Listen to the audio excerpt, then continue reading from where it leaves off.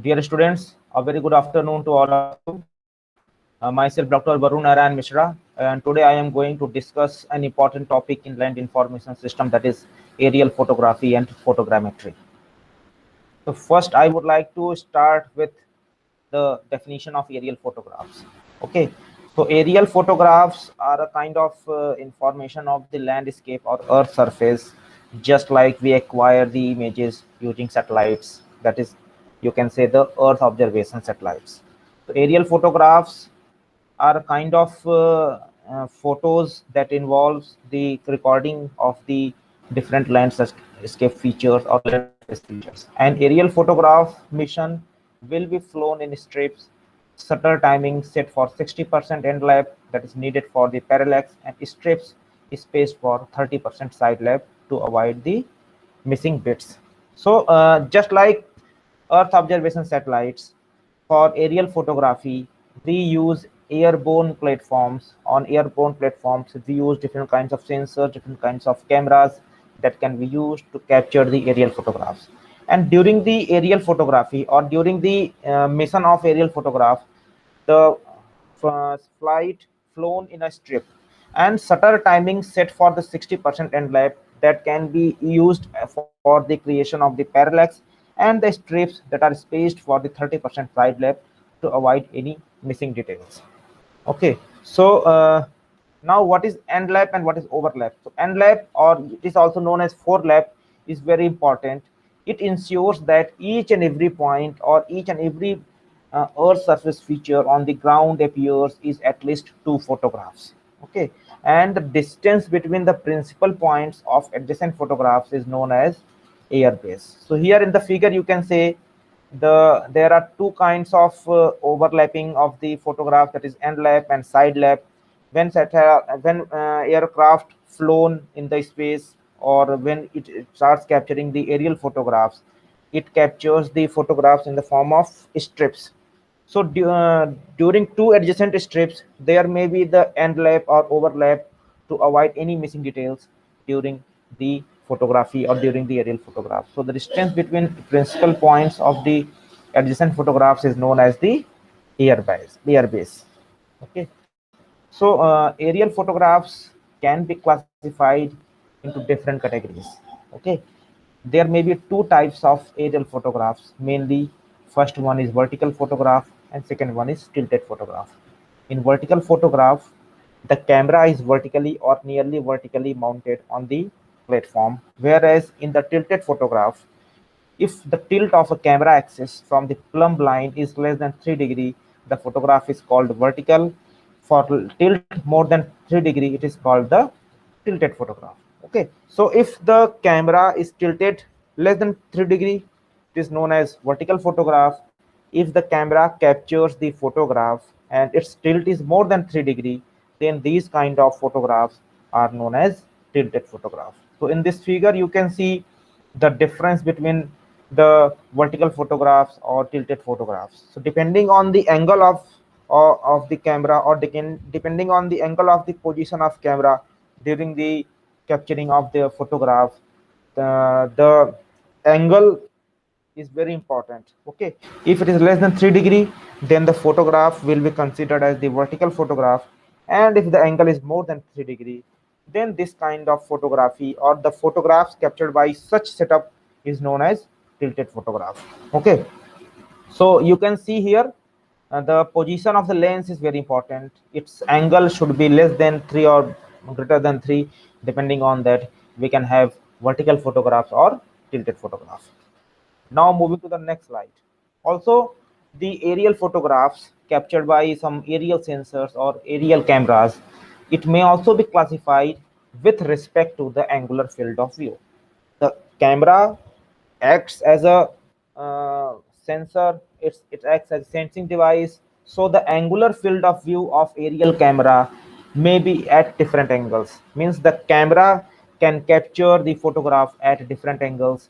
It may be normal angle, it may be wide angle, or it may be super wide angle. So depending on the angle of the camera, we may categorize the photographs into different types.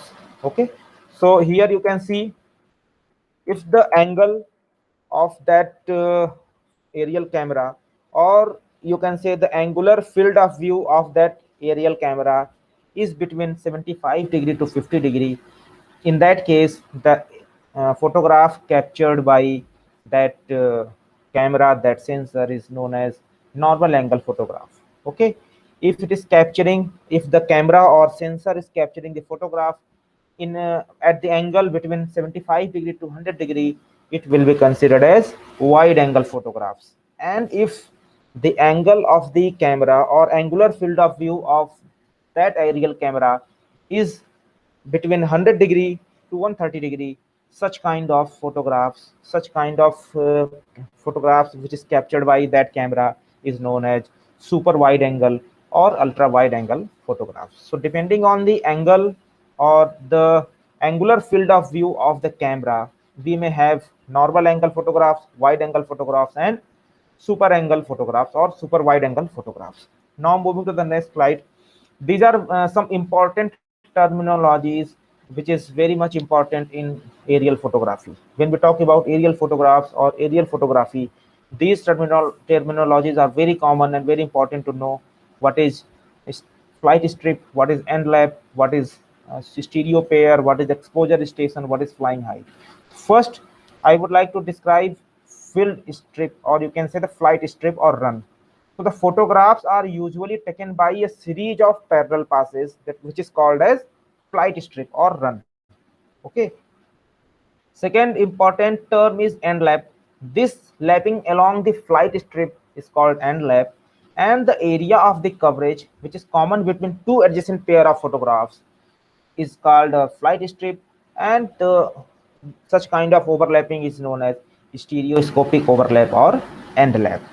Now, the pair of two photographs is called as stereo pairs, and the position of the camera at each exposure, like 1, 2, 3, and so on, because the camera captures the photograph at a particular time. So that is known as exposure time. Okay, so at a particular time when camera exposed to capture the photograph, that at that position the camera, or you can say at that time the position of that camera is known as exposure station. Okay, and important term is flying height. The altitude of the camera at the instant of exposure is called the flying height. So these are very important terminologies: flight strip, end lap, stereoscopic overlap, stereo pair, exposure stations, flying height. These are important terminologies that can be used in aerial photography or aerial photographs. Okay, here you can see how we can define the overlap or end lap. So exposure means 1, 2, 3. The camera captures the photograph at a time, at a place, that is exposure time. Then again it moves forward and again captures the photograph of the earth surface, that is exposure time 2. And third time it captures the photograph, that is exposure time 3. So at a particular time or at an instant when the camera captures the photograph, this position of the camera is known as exposure station, and how much time it will take to capture the photograph is known as exposure time. So in this way, camera moves forward, or you can say the flight moves forward, and camera starts capturing the photographs at different exposure times or at different exposure interval. Okay, and the overlapping area between two adjacent photographs are known as end lap or overlap. Okay, it can be done to avoid the missing details during the photography. Now moving to the next slide. So now it is important to know what is photogrammetry. Okay, photogrammetry is the science of making the measurements from the photographs. It's a kind of measuring different kinds of distances, heights, and other things. Photogrammetry means the measuring of the features on the photographs. For photogrammetry, the inputs may be any photograph, and the output is typically a map, which is a kind of measurement or a three-dimensional model or some real-world objects or the scene.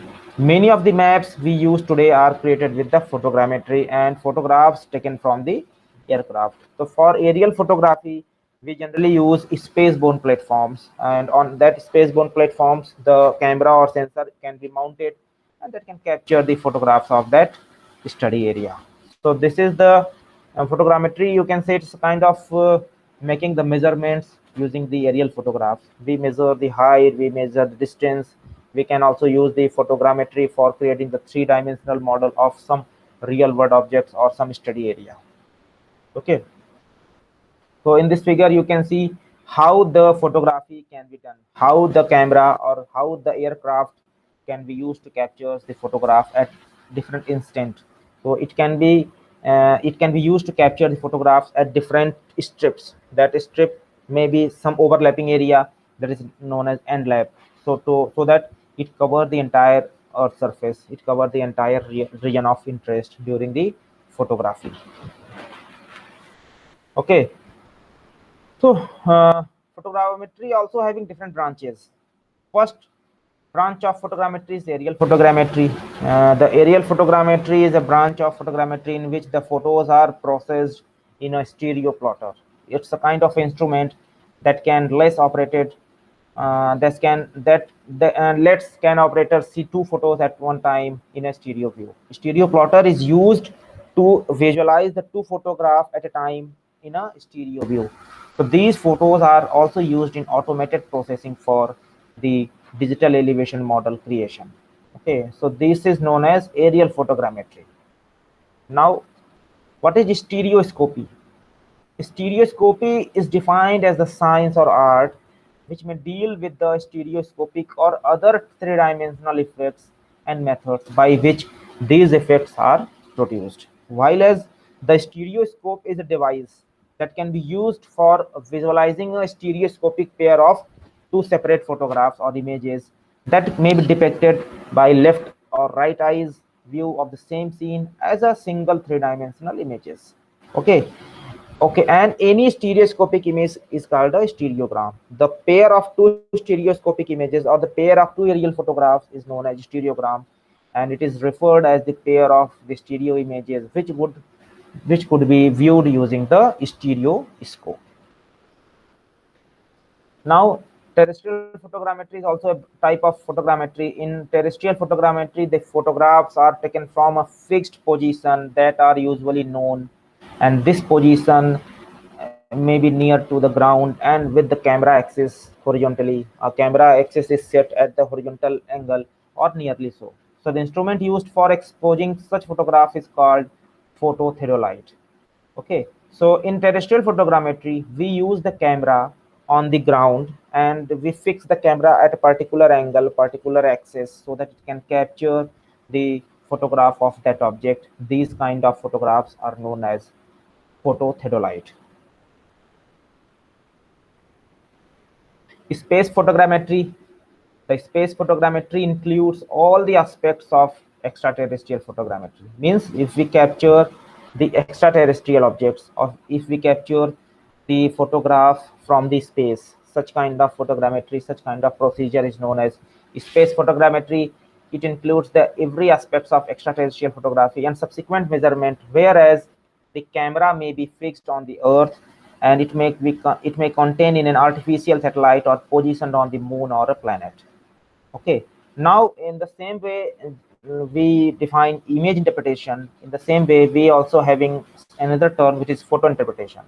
So photo interpretation is a branch of photogrammetry wherein aerial or terrestrial photographs are used to evaluate, analyze, classify, and interpret the images of objects which can be seen on the photographs. In like image interpretation, we perform photo interpretation to analyze or to evaluate the aerial photographs or terrestrial photographs to make some measurements or to retrieve some information. So image interpretation and photo interpretation both are having same kind of work. In photo interpretation, we use aerial photographs or terrestrial photographs, whereas in image interpretation, we use some satellite images or remote sensing images. Okay, so this is the definition of photo interpretation. Okay, now types of photogrammetry. Interpretative photogrammetry is also a type of photogrammetry in which it deals with the recognition and identification of different features such as the shape, size, shadow, pattern to add value and intelligence to the information seen on the photographic images. Okay, when we measure the shape, size, shadow, pattern, anything, any feature that kind of work, that kind of interpretation of the photogrammetry is known as interpretative photogrammetry. So these images created from the satellites, which senses the energy in different wavelength intervals, either in the visible, near infrared, thermal infrared, far infrared, and so on. And the photo interpretation involves in the study of photographic images, while remote sensing involves not only the analysis of photography, but also the use of data which is collected from the remote sensing instruments. So you can see here the photo interpretation involves only the photographic images, while remote sensing involves both the photographs, or you can say the aerial photographs, as well as the satellite images that can be captured, that can be collected from different kinds of remote sensing sensors. It may be active sensor or it may be any passive sensor. Okay. Metric photogrammetry. Metric photogrammetry is also a kind of photogrammetry that deals with the precise measurements. It is used to measure the shape and size precisely, and also it can be used to compute different Earth surface features, their shape and size, their position. Okay, and it can also be used to obtain some other information such as relative locations.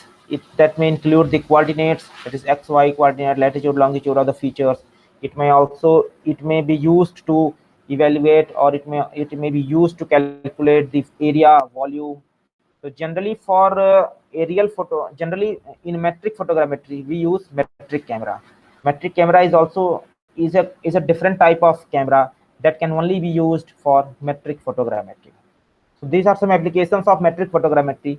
Metric photogrammetry can be used for planimetric mapping. It can be used for topographical mapping. It can be used to determine the distances, the elevation, height, the area, volume, and cross section that can be used to compile the topographical maps from different photographic measurements.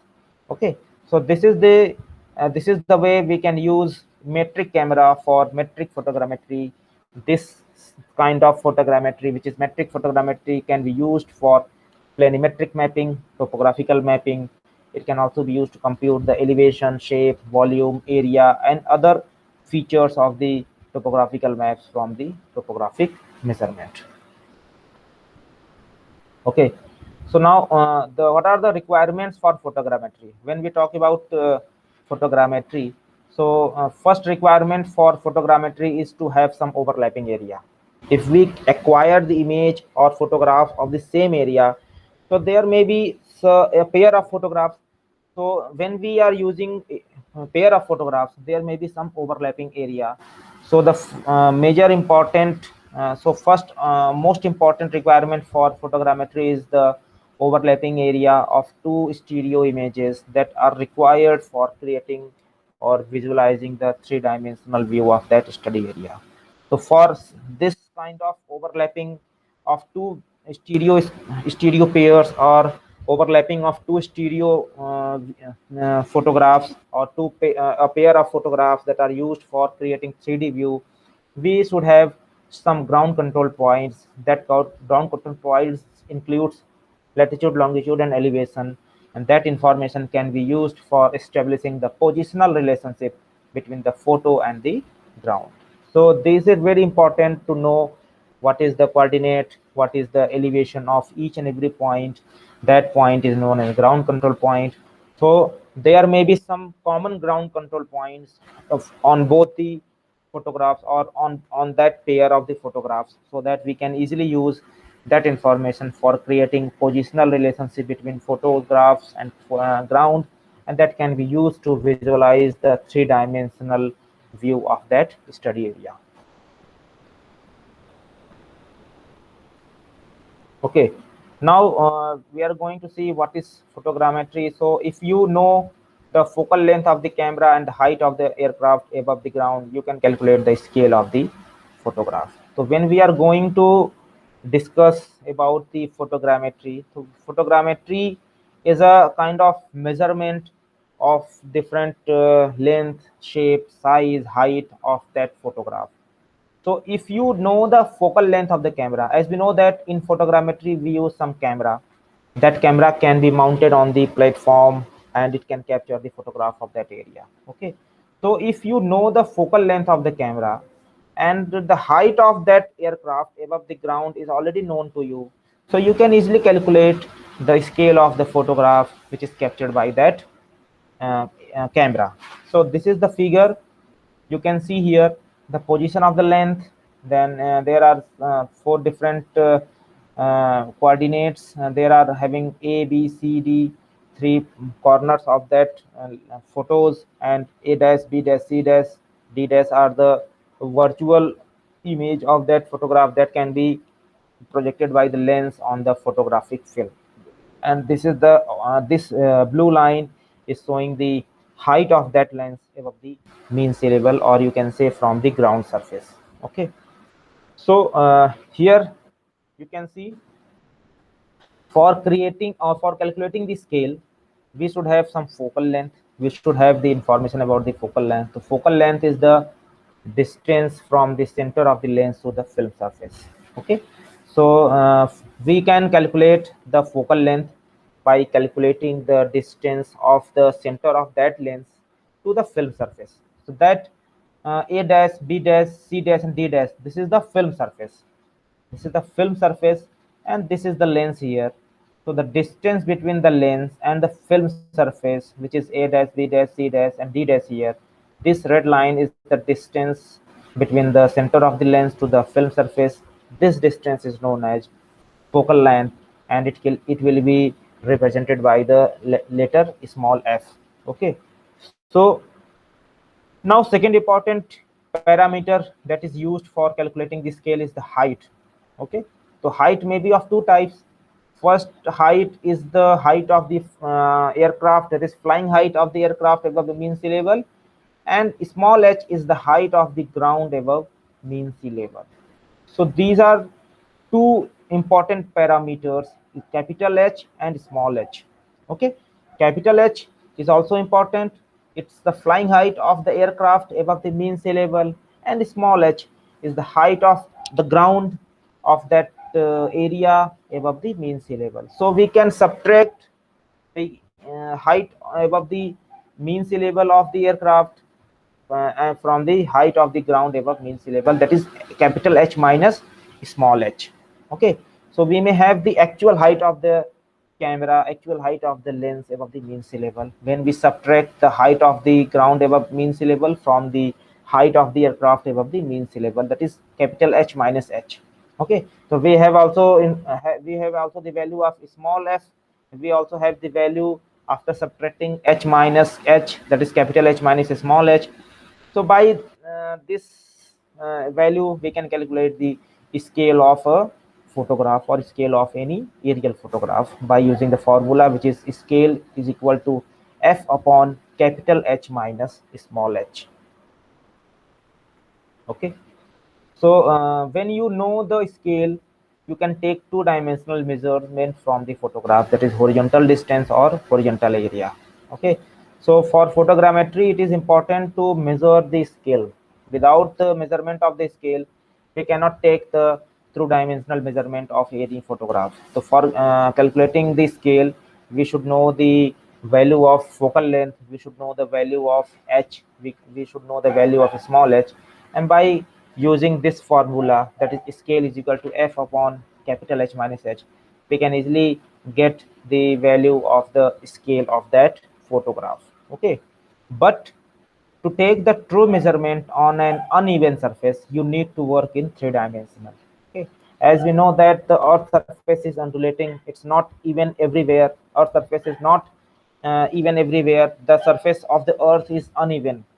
Okay, so for taking the actual measurement, for calculating the true measurement of any area that can be captured by some aerial photography, so we need to work in the three-dimensional measurement of that area. For that, we need to have three-dimensional information in terms of latitude, longitude, and height, that is 3D, x, y, and z. Now, it is very important to know what is parallax. Parallax is an important term which is used in photogrammetry. Okay, so the parallax is the effect whereby the position or the direction of an object appears to be differ when it is viewed from different positions. when we view the same object at different location, so the object appears to differ from one view to another view. So this kind of effect is known as parallax. It's a displacement or difference in the apparent position of an object that can be viewed along two different line of sights. Okay, so when you observe or when you capture the same object at two different angles, at two different positions, it may be some kind of displacement. You may feel some kind of displacement of that object.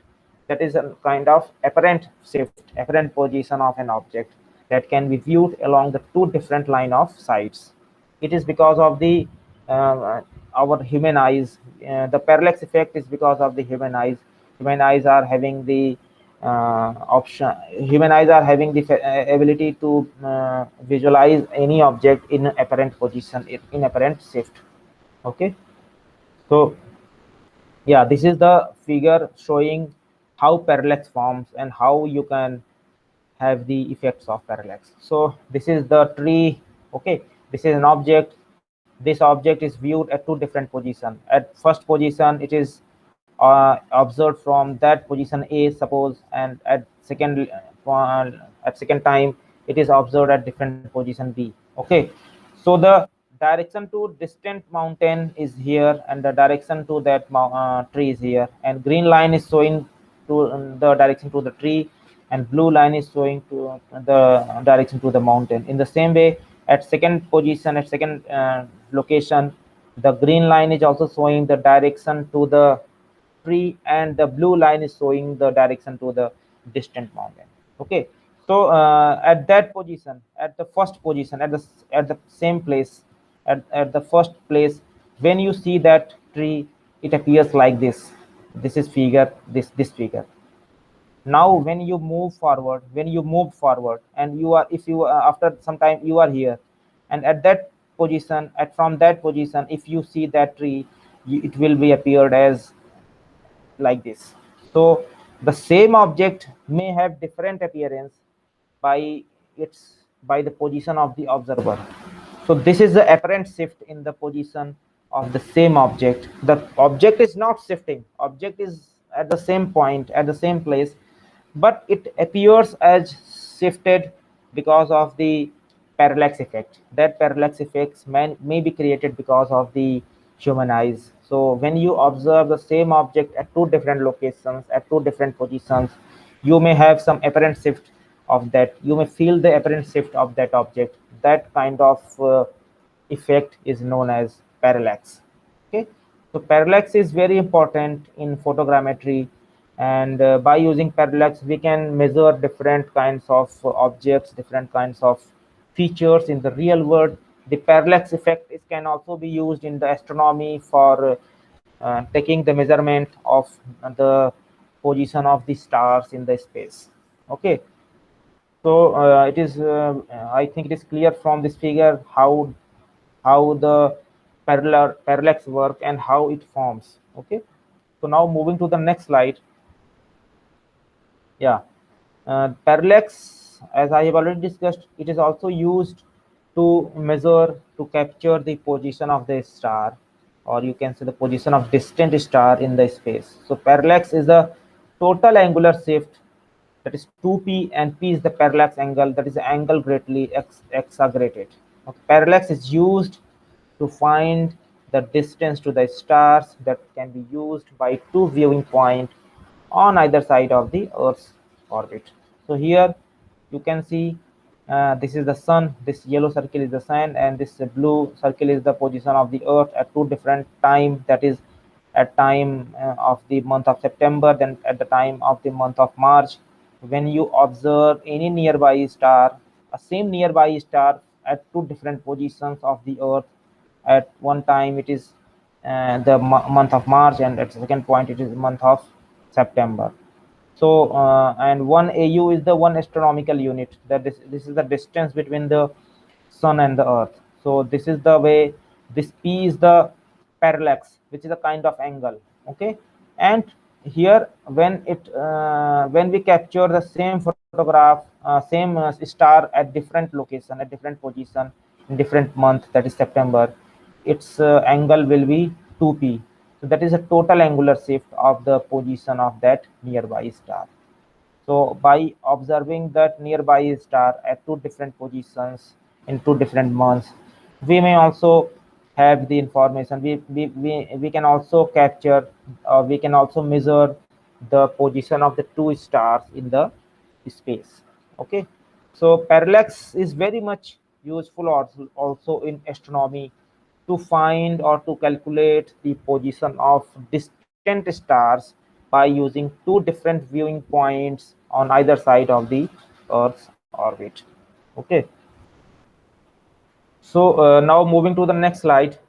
Yeah, this is the way how you can have the parallax effect. Okay, so that the same principle of the parallax can be used to find the height of the objects in stereo pairs of vertical aerial photographs. So this is the figure. In this figure you can have the parallax effect. The same area, the same study area, or you can say the same building can be viewed at two different angles. So it may, you can see it may be the apparent shift. You may have the effect of parallax, that because of that parallax effect there may be shifting. You may feel the shift of the building. So that shifting is apparent. This is not real shifting, but this is the apparent shift that can be studied, that can be analyzed by the parallax effect. So this is the way the parallax works, how the parallax effect is important in photogrammetry. Okay, so this is the way we can have the parallax effect and how it forms and how it is important in photogrammetry. Now moving to the next slide. When we move to the next slide, in the next slide here we can also calculate the height of the object during the parallax effect. Okay, in parallax effect we may also calculate the height of the object by using a formula which is written here. Height of the object is equal to a capital H dot dp upon p plus dp, where h is the height of the aircraft above the ground. Capital P is the absolute parallax at base of the object being measured, that can be used for the convenience, the photo base length of a stereo pair, which is commonly substituted for absolute stereoscopic parallax P. And dP is the differential parallax. Okay. So the height of object can be calculated during the parallax effect by using this formula, and it is very much useful for calculating the height for convenience, the photos based length of a stereo pair, which is commonly substituted for absolute stereoscopic parallax. Now moving to the next slide. Okay, so in this figure we can have the human vision, how the human vision affects, or how we can have the, how we can feel the parallax effect. The parallax effect is because of the human vision. Human vision is binocular in most of the cases, and human eyes can resolve the parallax as angle of the convergence. So this provides the perception of the depth and enables us to judge the distance up to 400 meter. Okay, so the distance between two eyes are about 6 to 7 centimeter, and as we know that the human vision is binocular in most of the cases, and and in that case the human eyes can resolve, can be used to resolve the parallax effect as angle of the convergence. So this provides the perception of the depth and enables us to judge the distances up to the 400 meter. So you see here, parallax is an important term in photogrammetry, and parallax effect is, you can say, it's an inherent property of a human vision or human eyes, and it can be resolved by having some angle of the convergence, and it can also provides the perception of the depth and enables us to judge the distance up to 400 meters. In this next slide you can see how human vision helps us to visualize the three-dimensional view. So 3D stereoscopic viewing of the Earth's surface surface is possible using the overlapping pair of the vertical stereo aerial photographs. Okay, when we use the aerial photographs, or when we use the pair of aerial photos, so that aerial photographs having some overlapping area, and because of that overlapping area and due to the human vision, it is possible to create three-dimensional stereoscopic view of the Earth surface. That three-dimensional stereoscopic view of the Earth surface will be helpful for creating the 3D model. It can also be used to create the digital elevation model of that study area.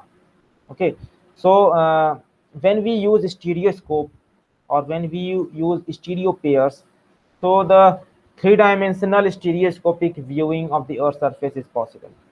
Okay, because there is a overlapping of the 60% of the area on both the photographs of that aerial pair or aerial photograph.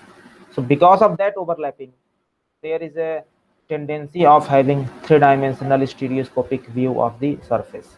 Okay, and for creating three-dimensional stereoscopic view, we use an instrument which is known as stereoscope.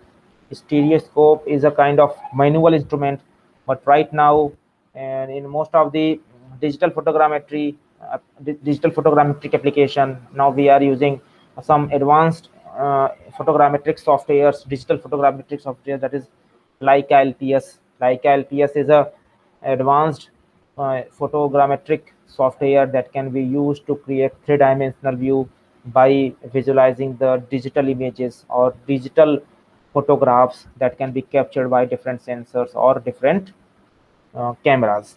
Okay, so stereoscope is a manual, or you can say it's a traditional method of creating three-dimensional view, but right now we are having Leica photogrammetry suite, that is LPS.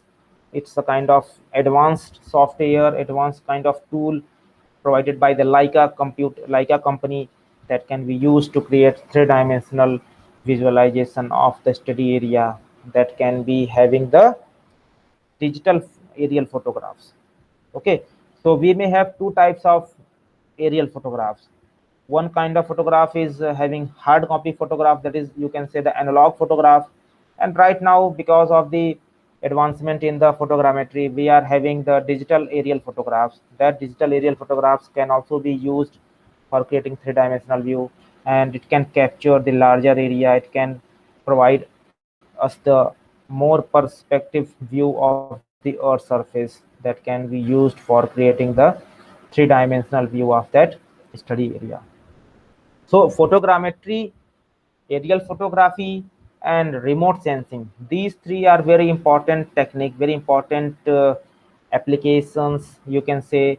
These are very important methods to capture the three-dimensional view of the study area. That is very much important for developing a very good or effective land information system. For providing improved land information system, we need to have detailed information about that study area, so that we need to have high resolution images, high resolution photographs of that study area. For getting the high resolution photograph of that study area, we may use aerial photography. That right now we are using digital aerial photography or digital photogrammetry to get the detailed information about the Earth surface feature, about the building shape and size of different buildings, shape and size of different objects, length of the road, width of the road, type of road, different urban features. The different urban classes can also be identified by using high resolution aerial photographs or high resolution Earth observation data sets.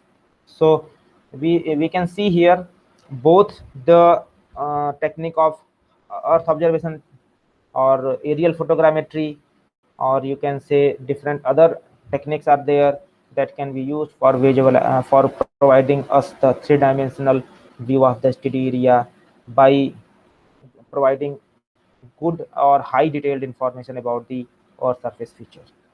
So thank you very much for today's class, and we will meet again for next class with some new lecture. Thank you very much.